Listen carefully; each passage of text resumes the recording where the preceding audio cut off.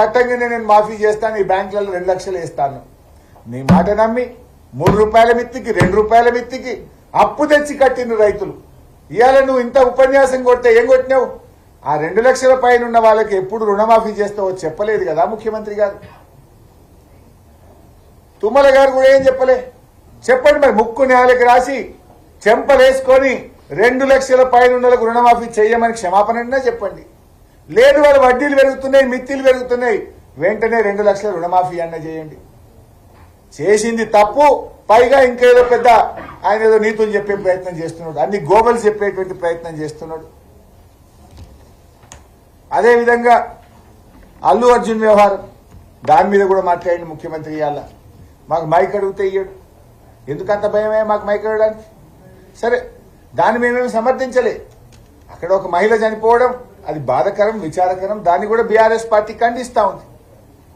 నువ్వు ఇంత మాట్లాడుతున్నావు కదా, మరి చట్టం ఇవాళ కాంగ్రెస్ పార్టీకో రేవంత్ రెడ్డికి చుట్టమైందా? నీ సొంత ఊరు కొండారెడ్డిపల్లిలో సాయిరెడ్డి అని మాజీ సర్పంచ్ నీ తమ్ముళ్ల వల్లనే ఆత్మహత్య చేసుకుంటున్నా, నీ తమ్ముళ్ల వేధింపుల వల్ల చనిపోతున్నా అని సూసైడ్ లెటర్ రాస్తే నీ తమ్ముడిని ఎందుకు అరెస్ట్ చేయవని నేను అడుగుతా ఉన్నా. నీ తమ్ముడికో రూలు, ప్రజలకో రూల్ ఉంటుందా?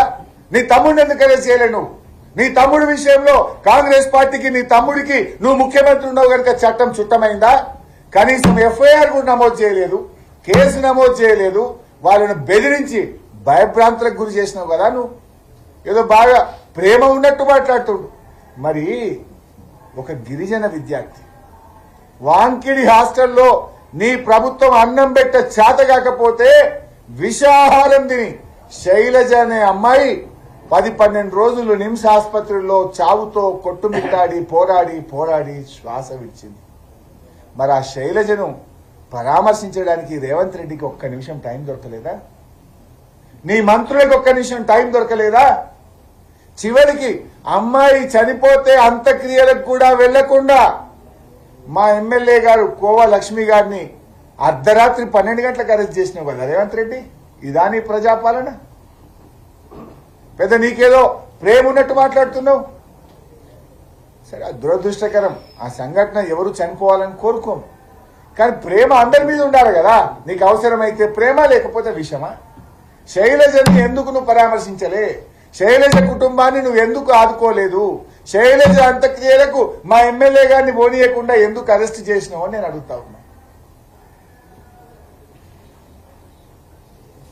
రేవంత్ రెడ్డి అంతా కూడా మొసలి కన్నీరు డ్రామా. అవసరానికి పాట పాడతాడు, మాట మాట్లాడతాడు. ఆయనలో నిజాయితీ లేదు. ఇక అసెంబ్లీ సమావేశాలు మీరే సాక్ష్యం. అసలు అసెంబ్లీ అంటే ఒక శాంటిటీ. రాష్ట్ర ప్రజలు శాసనసభను ఒక దేవాలయంగా చూస్తాం. శాసనసభ అనేది ఈ రాష్ట్రంలో అత్యున్నతమైన చట్టసభ. ఆ సభలో ఒక చర్చ జరిగినా, ఒక మాట మాట్లాడినా దానికి ఒక గౌరవం, ఒక విలువ ఉండాలి. కానీ రేవంత్ రెడ్డి గారు ఆయన సభానాయకుడే ఇందాక నేను చెప్పినట్టు కాళేశ్వరంలో 20 లక్షల ఎకరాలు సాగైతే 50,000 ఎకరాలే సాగైందని మాట్లాడుతాడు.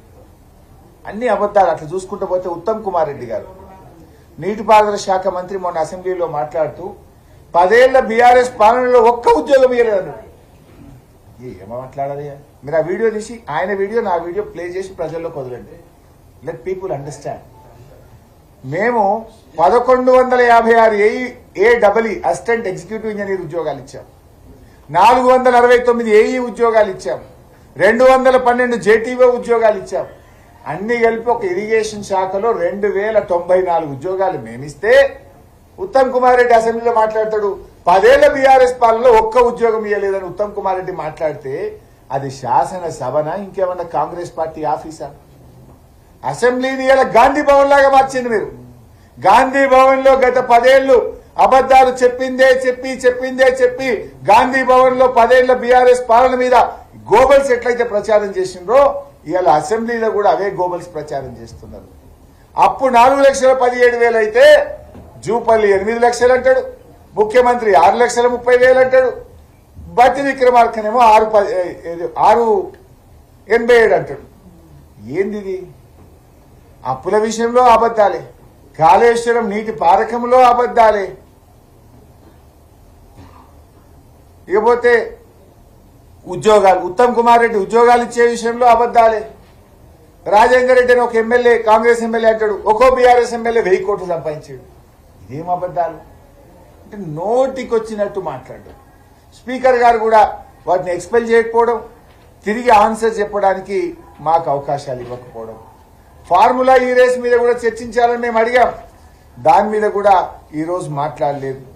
నీ పాలనలో ఏముంది రేవంత్ రెడ్డి గారు?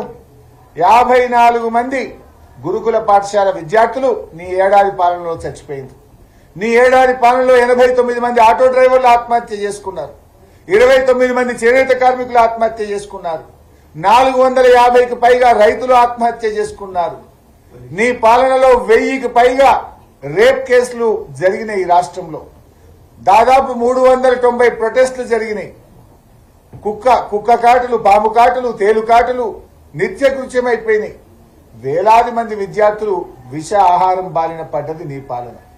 సో ఈ రకంగా రేవంత్ తన తప్పిదాలను, తన చేతగాంతనాన్ని, తన ఫెయిల్యూర్స్ ని కప్పుపుచ్చుకోవడానికి 2 గంటల పాటు అన్ని అబద్దాల ప్రసంగాన్ని కొనసాగించి తిరిగి బీఆర్ఎస్ పార్టీకి మైక్ ఇవ్వకుండా అని అసెంబ్లీ నుంచి వెళ్ళిపోయింది. ఇకపోతే అసెంబ్లీ కూడా రౌండప్ చేద్దాం. ఈ సమావేశాలు ఏం జరిగిందో కూడా I want to make a round up.